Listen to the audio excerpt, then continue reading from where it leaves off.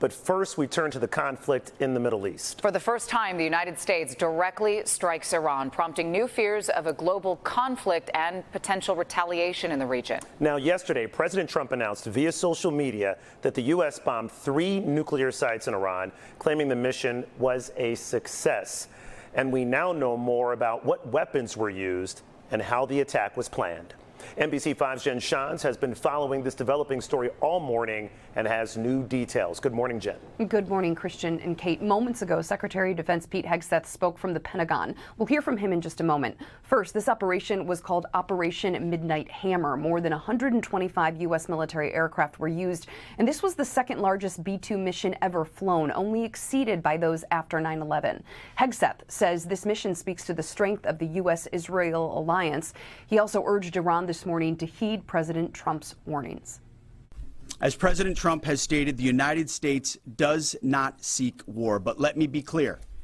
We will act swiftly and decisively when our people, our partners, or our interests are threatened. Iran, the bully of the Middle East, must now make peace.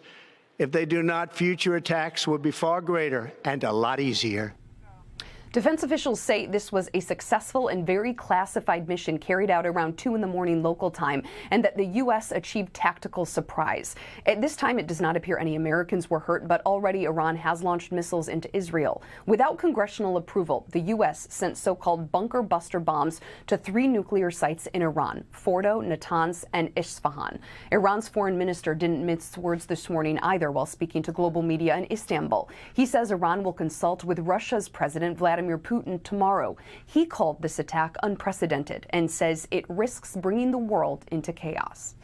The U.S. administration holds sole and full responsibility for the consequences of its actions, including the Islamic Republic of Iran's right to self-defense under the principles of the United Charter. Now, experts say if the U.S. is planning an extended engagement, congressional support will be required, and that neither the American left or right seems keen to engage in a large-scale conflict in the Middle East. And in Washington, the question of the legality of these strikes coming from both sides of the political aisle. Meantime, Israel's prime minister has praised these strikes, saying it will change history. We know Iran has already fired missiles into Israel since the attack. It's also warned that U.S. bases in the region are vulnerable. Here in Chicago today at Federal Plaza, more than a dozen local groups are expected to hold a protest against this U.S. action. That is happening tonight at 5 o'clock. Much more to come. In the control room, Jenn Schanz, NBC 5 News. All right. Thank you so much for that new information, Jen. We appreciate it. A story we no doubt will be following all throughout the day.